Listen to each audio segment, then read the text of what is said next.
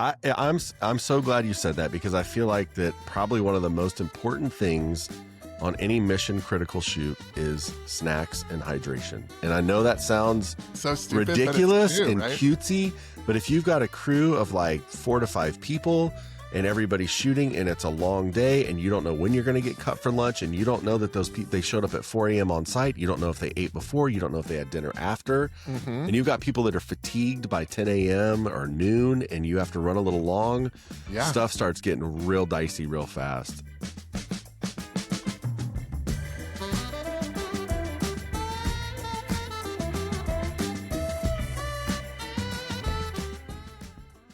Hey, what's up, Ben? It's Friday. Hey, man. Did you freeze? I know. I froze because I know you were recording already. It startled me. Well, that's what I do. I'm a startler. Yeah, it is Friday, man. What a week. What a week. What a couple of 2 weeks. I'm saying it with a smile. What a couple of weeks. What a busy couple of weeks. Let's recap quickly and then let's talk about what's going on. You had a busy week. I want to get into some of the stuff you did this week because you had a cool trip that we need to talk about, and there's some stuff I want to dig into. Plus, you've been doing some cool stuff on the ground in Houston that we should definitely talk about. But before, let's get through the trudgery. I mean, the guys this week in Austin were crushing it. We had overlapping events at the same venue, which was weird. 2 separate events, same venue, different parts of the venue. So it was kind of cool because we sent the whole crew to like build, and then we went and built the other one. One crew just got done. Their shoot ended at like noon. And they came back and they're going to go help the guys break down. And it was awesome. And I got a really nice text. Let me see this. I want to read this because I thought this was great. We don't get, people typically only tell you when you screw up. Yeah, for sure. You know what I mean? You don't hear the compliments, right? You don't hear the good stuff enough. So that's takeaway number 1 from today. If somebody does something good, tell them they did something good. They want to hear it. Let's hear it. Said, hey, everyone. This is from one of the conference coordinators. I think she's a program manager for them. Hey, everyone, blank. This is a presenter. I'll leave his name out. Who just presented at this conference, told me that he has presented at hundreds of organizations, and he knows a good one when he sees it. And we're the best and most organized he has ever worked with. Way to go, everyone. Look at that, dude. Hundreds of presentations all around the U.S. This was the best. So I felt good about that. That's a cool one. That's a cool one. You know, I feel like that's a compliment. We need to make a compliments page on our website, and it can just be like just compliments, images of compliments. We just post on there like an old school board. It felt good, man. It felt good to hear it. It's called filling your bucket. You got to get these little drops and fill your bucket up. So that was good. And then, next week is insane. We probably won't do one next week. So maybe actually this one will air next week because I don't think we aired last week. So we'll be done with the next week by the time this airs. But next week there's 1, 2, 3, 4, 5, 6 events all in one week. 2 big conferences that we're live streaming from both those conferences. A huge pitch event in Houston, which is exciting. They were doing the big debutantes ball in Austin, the big jewel ball for Women's Symphony League, which is always fun to come to every year, raise a bunch of money for the symphony. Yeah. And then we do this thing for Foster Angels, which is a really nice nonprofit that does really good things for foster kids. So it's going to be a good week, but it's just a lot. That's a lot for our crew. I didn't tell you this, but I actually got a text compliment. I got 2 text compliments today. Well, let's hear them. We should hear more compliments. Okay, one is for the nonprofit that Corey did the logo redesign for. Oh, yeah. So those are sweet. Very sweet, and they needed a quick promo for their conference. And so I spent about 20 minutes, shot them something as fast as can be. Yeah. Like, was with them for such a short amount of time. But it was easy. I brought out the gimbal, had them walk around. They were just very impressed. MG, oh, amazing. That's all it takes sometimes. Yeah, that was it. And then we got another good one from Allie, which is one of our clients from the shoot that I did earlier this week. Yeah, we got to talk about that one. And she was very complimentary. Yeah, she was excited you were going to. She loves you and Brandon. She liked Mark too. Shout out Mark Leatherman out there doing big things, but she loves having you guys out there. I wish we could do more of that work. The travel, I think, is tough, and I think their budgeting and the bureaucracy that goes along with that is tough for them. So it's like it takes a lot for them to be able to bring us up, especially I think they've got some interns shooting some stuff, and like, there's other ways for them to get the things they need. But boy, I do love doing those. And I mean, they travel a lot. She went back home, and then she went someplace else. They were going to Hawaii, although the trip might have been canceled on her end because there's a possible hurricane that's gonna land, and, of course, she's got family obligations she's gotta meet, so Yeah, she was actually gonna leave. We're gonna have her on one day too. She's awesome to talk to, but I remember her when they had a larger government contract that they stopped working on. But gosh, it sounds like they don't need it. They're doing big things on their own. That group is pretty unbelievable. it's So amazing. let's talk about your week, because you've had a much more exciting week than I have here in the office and with conferences. So today you went to a cool little event in Houston. You met with one of our a longtime client that we're starting to do more and more work for, just kind of keeping up relations with. Yeah. What else is going on in Houston? What's going on down there? Um, yeah, so I went to this, it was a meetup kind of situation for Social Media Houston Breakfast. They do it once a Okay, month. cool, And they're giving you quick audits and talking about like how are you utilizing the big platforms. So we talked about YouTube, LinkedIn, TikTok, Instagram, and Facebook. nice. And yeah, I felt pretty good. I mean, we can always do better, Yeah, but their advice was essentially like post videos, do it once or twice a week. Make sure that you talk about your work and be yeah. additive to your community. Don't take away. And I feel Nice. like we do that. Our podcast really focuses on Yeah, education and yeah, reaching out and learning about our community. Um, we do post several times a week. yeah, And yeah, I did think it was interesting that a lot of the people that were speaking, they actually run agencies, but then they have their own social media account that is a creator account that, they do because they're creative people, and it yeah. allows them to have a much easier inroad into social media platform status because for the personal account, they can do, oh, what's trending and make videos about what's trending. They can use sounds and all the different things that like you see content creators do. Right. And so, yeah, there was a lady who runs a video production agency, very similar to ours, but she also is a Gen X millennial. She's our age, Yeah. content creator, and she basically does a lot of like millennial Gen X takes on life, and people think they're crazy. That's super interesting because I've always been very concerned about muddling the line between your personal brand and the company voice. Yeah, And so I've been nervous about that. And I've been honestly about some of the stuff we do, even that it's like, I don't want us to become just the entire, that's why I like to talk about the work and the guys and have them on and do whatever. Cause it's like yeah, for more than sure. just, then maybe people don't like us. Maybe they don't like what we stand for. Maybe, but that doesn't mean we don't do good work, and the company's not doing good work. So it's interesting to see someone just take that by the horns and be like, yeah, this is what it is. But you're making a decision, that's a very conscious decision to make. That is a super conscious decision. Yeah.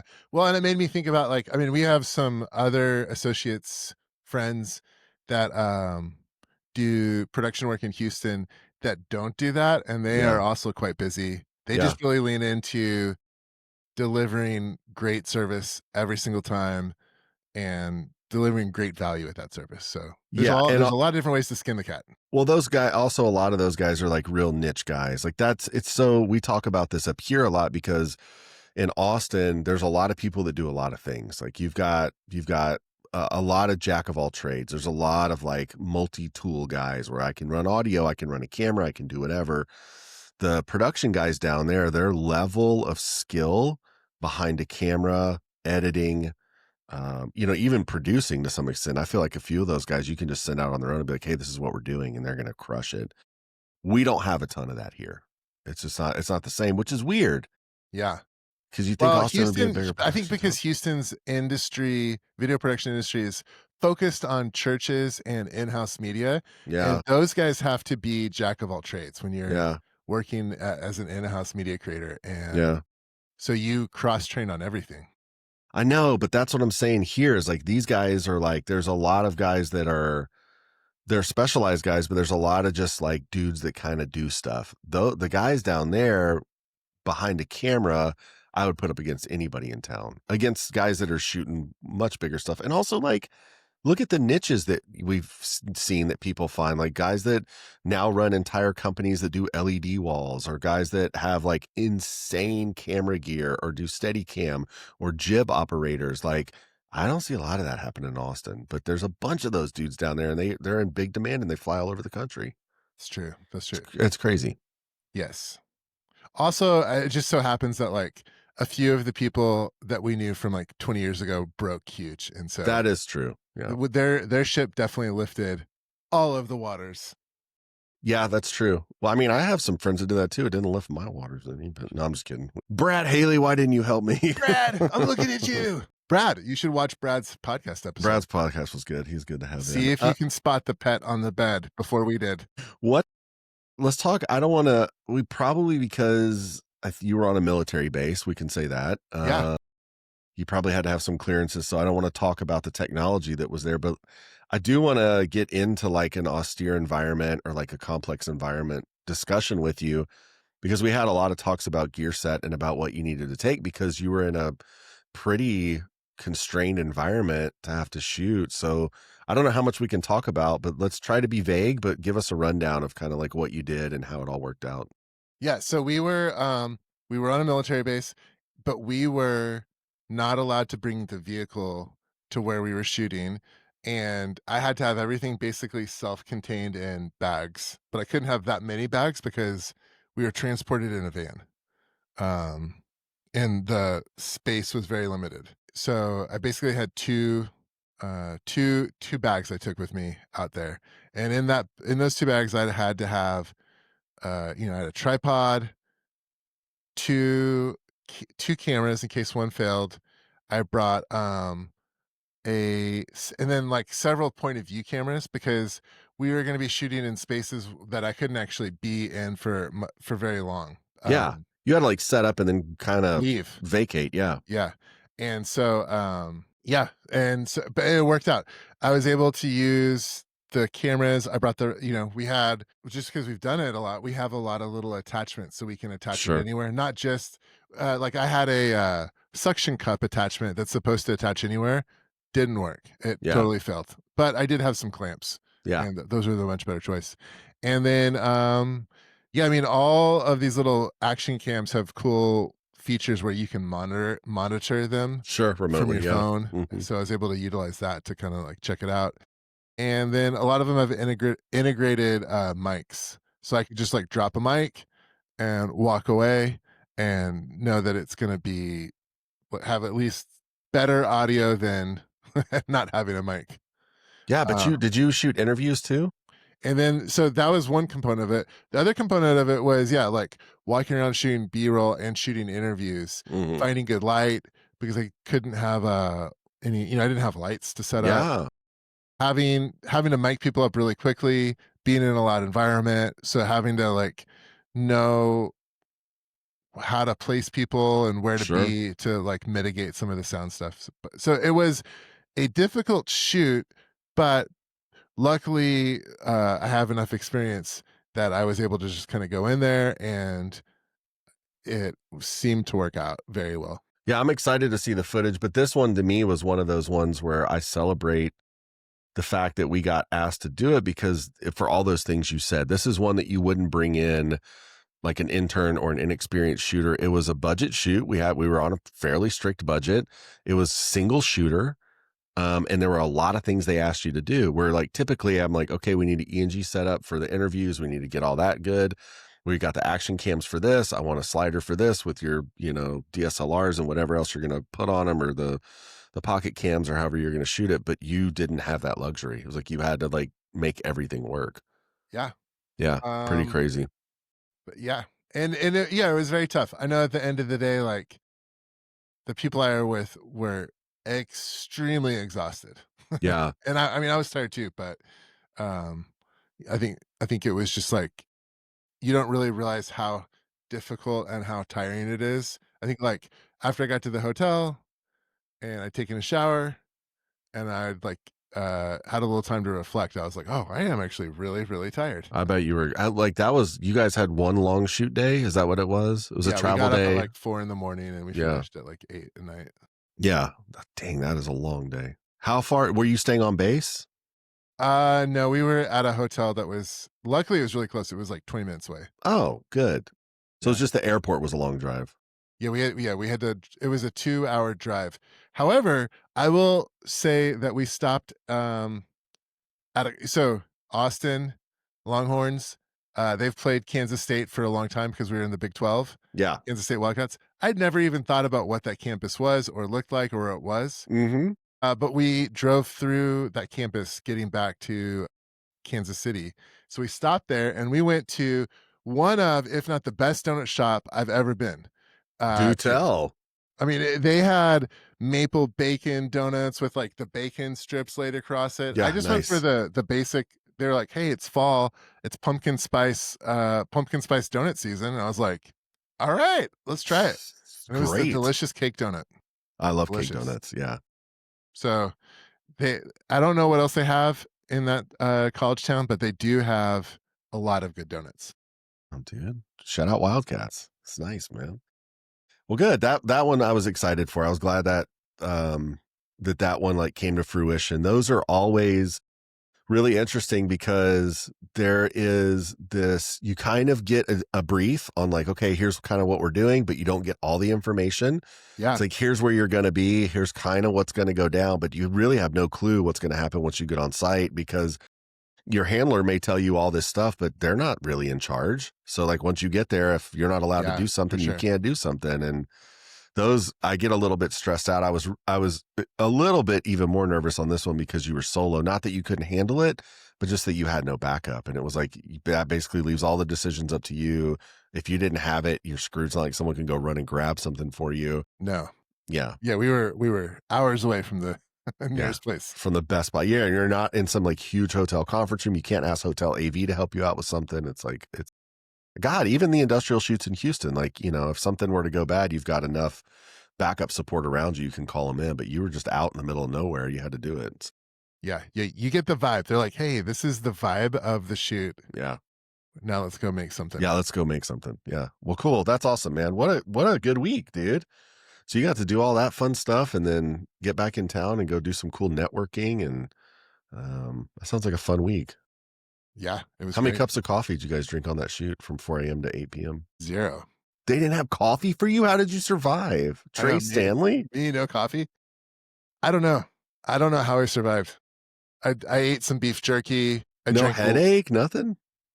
no. I was just drinking water like a madman.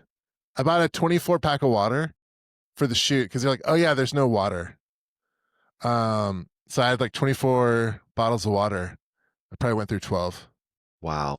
It's just like anytime I was bored or like stressed out or anything, I was like, I'll go get some water. Well, so let's then recap then. If you had some best practices for people that were shooting industrial video, or commercial video in like a complex or austere environment, what are your tips for them, to ensure that you have a successful shoot? I mean, I think the biggest thing is to really work with your client to know what you want to get out of the shoot. And it doesn't have to be like a scene for scene or a word for word script, but you have to know like how much footage and what kind of footage you want and what the purpose of it is. Is Yeah. this documentative where you're just really trying to show how something works? Yes. Is this a storytelling piece where you need to find a beginning, middle, and end in the environment and the shoot? Is this a lot of interviews and a lot of like culture building? So I think Yeah. that's the biggest thing. Or Yeah. it's probably a mixture of all three, honestly. Yeah. And just to know it so you can have you might not know scene for scene what you need to get, but it is helpful to have a checklist that Yeah. you have in your head, a piece of paper in your pocket, whatever, and you're just kind of looking at throughout the day, making sure that you're nailing everything. And then the next thing is to like really think through what equipment you're using and how you're going to make sure that your equipment works all day long. Right. Because I mean, heaven forbid you go on a shoot and you bring one card in that environment, and you're like, "Oh, I gotta take either we're done or I gotta figure out how to I gotta transfer it." transfer footage, yeah. Yeah. So have so just like it's like it doesn't seem complicated, but I can't tell you the number of people I've talked to that tell me about going on a shoot and they forget one critical piece of gear that hoses them for the rest of the day. Done. Yeah, done. So and then that extends to power. Like, how is your equipment being powered? So Mhm. like for our action cams, they had a limited, they have limited batteries. They're not going to last all day. Right. So I brought a couple of extra batteries with USB outputs that I could just like put near them and then made sure I had the Mm. cables. And then I was able to power them all day with those USB-C output. They're like camera batteries, but they can also just be like device Off the batteries. wall, yeah, run off a standard outlet, yeah. So I thought it through that like, okay, I'm gonna put this here. Well, how's it gonna stay shooting for up to 8 hours? I Yeah, wasn't sure how long we were gonna be there. I had another camera, same thing. How am I gonna power it? Make sure all my mic. Do I have enough batteries for my mics? yeah. So just I don't know, little things like that. And then the other thing is to keep a calm head. Make sure that you bring enough snacks and enough water so that you don't let yourself physically get into a place where your physical self is not allowing your like mental state to think freely, because that would be if you start panicking and start shutting down, then what ends up happening is your client absorbs that Yes. and they freak out and then it's a cycle. I'm so glad you said that because I feel like that probably one of the most important things on any mission critical shoot is snacks and hydration. And I know that sounds It's so stupid, but it's ridiculous true, and right? cutesy, but if you've got a crew of like 4 to 5 people and everybody's shooting and it's a long day and you don't know when you're going to get cut for lunch and you don't know that those people they showed up at 4 a.m. on site, you don't know if they ate before, you don't know if they had dinner after, Hmm. and you've got people that are fatigued by 10 a.m. or noon and you have to run a little long, Yeah. stuff starts getting real dicey real fast. And Yeah, you don't. Yeah, I was, and then snacks wise, right? Like I think we both know this. You want high protein, high fat yes, that's snacks, right. like things that will you don't have to have a lot of, so your stomach's not filled up, Yeah. but it sustains you. Yeah. That's such a weird old, like I feel like middle aged things. It totally is. But I mean, that's you look at every shoot we're on or any of those multi-day shoots or the big conferences and what is under that tech riser. It's a case of water and a ton of snacks. And it's just Yeah, like keep everybody going so that nobody just gasses out in the middle of the thing or can't make it because you don't know what's going to happen on those days. yeah, and it's tough when someone's there, but physically like it's one Yeah. of your crew and they physically are unable to keep going. Yeah. It's a real So what? bummer. Let's go down the list. Most important, water, number 1, cases of water, got to have it. Water. Yeah. Love the beef jerky or the meat sticks, got to have them because it's just Hmm. easy protein. Yeah. I like a good protein bar, but not like a health protein bar, like maybe the Kind bars or like, some of the other stuff like that. For sure. My favorite one right now, and you know this, is the Built Bars. I love The puff choc ones, the built puffs. Yes, it's like a Yes. chocolate covered marshmallow. Marshmallow. Dude, I'm so funny. I got you into those. Those are the best. I love them too, man. They're so good. And Yeah. then I bought some at our It's all house. collagen protein. Yeah. I bought it from for me to have at the house, and guess who's eating it? Oh My 2 boys. gosh. They are just like, I'm like, "Where'd my Built Bars go?" They're But like, they're I don't not know." cheap either, man. They're not cheap. Yeah, I keep those here at the office. They're the first thing they go. It's funny around the office, the 2 things that go the fastest are the coconut waters and the Built Bars. Like the Yeah, 2 most expensive things are the ones that go the fastest. it's high value. Yeah, coconut waters are just I can't keep them stocked. I'm like, "What are you guys doing? You're not outside. Like, why is everybody so dehydrated? You gotta have coconut water." Yeah. That's funny. Well, that's cool, man. I'm excited to see that footage, and I really enjoy working with that client. That's a fun one that we get to do. That's one of my favorite things about kind of our client set too is that we get this diversity in clients, that we get to be on site in a single week to have somebody halfway across the country shooting really cool stuff on a military base. Mhm. And then we get, 2 crews in conference rooms doing some continuing ed. And it keeps everything really exciting for me. And excuse me, so it doesn't get so redundant. I hope that one makes the Yeah, reel. that's gonna Yeah. hit. Me about to throw up in my mouth. What one other thing I'll say is, like, try and mitigate as many of the because, like, in an austere environment, you don't have a lot of control over light. You don't have a lot of control over sound. So Hmm. try and mitigate the things that will box you in the edit room. So, for example, I could have shot 4K ProRes and saved some space card-wise, but Right. I went ahead and shot RAW so that I had that flexibility with, my color temperature because I was like, I am not gonna wanna deal with dialing in color temperature between all the different environments I'm gonna be shooting in, and as it turned out, times fluorescents were turned on, sometimes they were turned off, sometimes Uh, daylight was coming in through a garage door that was open, sometimes it was closed, sometimes I was outside, sometimes I was inside of a trailer with mixed lighting. I mean, there was a lot of different things. Uh, I just set it at one color temperature knowing that I could, like, come into the edit suite and when I was, like, pulling my selects, change it up per shot. it, so this is, I've seen a recent video that we actually got from a client that was shot by someone who was not a professional. It was somebody that knew how to use a camera and was doing some stuff, Yeah. but you could tell that they did not do that. And then they tried to correct in post. And then everything was just like, looked super weird. It was like ultra saturated, like funky looking.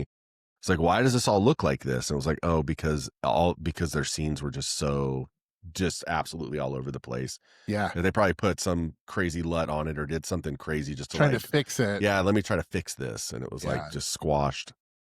Yeah, that was crazy. I bet it's when you said that, I was like, that's probably exactly what happened with that shoot. Like, that's why that one looked so weird. Yeah. And Yeah. then I do the same thing with the audio, right? Like, it takes up more space, but I shoot all of the interviews in 32-bit, Float. Yeah. float because Yeah. You just don't have to worry about it. Nothing's going to clip your noise floor. Yeah. That's great. That's super smart. those are the 2 things Well, that good, I thought man. could help out. That's cool. So you're going to run a big show for us next week, which is exciting. Yeah. Yeah.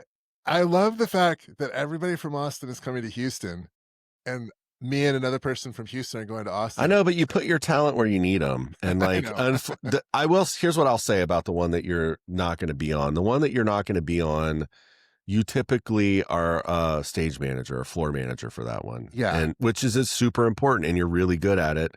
But there's someone on their staff that we've trained that can do that job really well now. And 80% of the people that are going to be there are new and you don't know them anyway. So it's like that level of comfort has changed. Mm-hmm.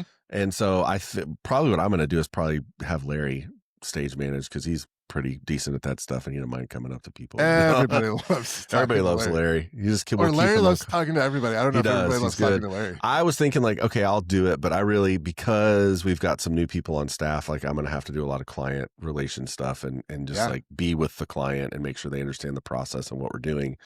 But it is funny. I was like, it didn't hit me until today. I was like, oh damn, Trae's not going to be there. Like he's our like man on the floor. Like what do we do when he's not down there? But we really need you at this other show because it's a pretty big production. And we got to have someone that has the experience to call a show like that. And not everybody can do that. It's like you and Brandon are pretty much the only 2 guys we have that can call a show like that. So yeah. So you'll be here. I'm excited. It's funny that that's the way it worked out. I know that everybody's flipping. Yeah. It's weird not having Nate there too. Like Nate, both you guys have been on every single one of those shoots. And so not having you there, I'm less concerned. Don't tell Nate about the audio just because he's got it so dialed in and has all the templates and everything. And the guys that we have replacing him are really good, but that's it. And then, the other 2 conferences are pretty straightforward, but I'll say this, shout out Steve, man. Steve's running a crew for the first time out of town on his own this week or next week. No way. Where's Steve? He's going to be in Dallas at the Zaza. He's doing a government enforcement deal up there. It's a 3-day event, I think. He's running the whole thing, man. It's like him Steve's graduated. He's stepping up, man. So it's cool. This is another cool thing. That's really cool to see Steve, how much growth he's had in the last year. It's great. And Brown too. I mean, Brown's running one, but it's here in Austin. But Brown's done it before, Brown, give me a break. We all know how great Brown is. I know he's been a manager. But this is what I love about this company is that it's like all these guys, you can put them into any role and they're going to do really well. And like you can be on a show that you've been on for 5 years running and I can say, hey, you're not on that show this time. You're going to this other one, you're going to run it. You're like, yeah, cool, great. I'm going to go run that one and you're going to crush it and it's going to be great. And So it's nice. It's nice having the confidence in your team that things are going to get done. Yeah, we gotta have eyes on the prize. Dude, I don't know. What's the prize? Happy life, Man, I feel like I'm there. good work life. I don't know. I feel like I'm there. Well, that's Because didn't we? awesome. Didn't you say? Did we already talk about this? But when people filled out, we've been doing like Oh, the evals. evals for each other or for the company for how we feel like we're doing, and you said that that was like one of the big takeaways was how happy Everybody people said that. are to work with each other. Like we're all very happy to be like, yes, great, let's do this. There was not one person that didn't put something about their like excitement or contentment or whatever about the crew that they worked with and just the culture of the company. And that felt really good because that's something that's like always been a forefront for me because having worked in a corporate environment before I started this company and having done worked with people that I didn't care to work with, doing things I didn't care Yeah, to do. Like a lot of times we have to do things you don't care to do, but working with people that you like and everybody having kind of a unified vision where they want to go and keeping that culture in place. Man, it felt really good to see everybody say, I love the vibe. I love being around everybody at work. It's such a great crew. Like everybody's so talented. It's like, that's a cool thing, man. it is. I'm so glad to be in a place where I feel that way versus when I talk to other people and all they want to do is like moan about whatever it is that they're doing. And I'm like, oh, that's such a bummer. Why don't you find something else to do if you're unhappy? I just feel like we're so fortunate, man. And like Yeah. we've been so I don't it's a weird twist of fate that all these people ended up together and that we all get to work together and get to do stuff. Cause every day I come in here, it's just like, oh, cool. Look where I get to go every day. Like, look what I get to do. Yeah. It's It's wonderful. pretty neat, man. Man, that makes me feel warm inside. I'm not so Ooh. pessimistic about all the work I have to do this weekend now. I feel All better. right. Yeah, it's time. It's time to do our weekend work. Well, I cool, gotta be a man. weekend Uber driver. Awesome. Yeah, gotta go. Got. I mean, that's a parent joke, not Yeah, a I know. I think actual. everybody knows. Yeah. Okay, good. Like, damn, Audion doesn't pay well. Everybody's driving Uber on the weekends.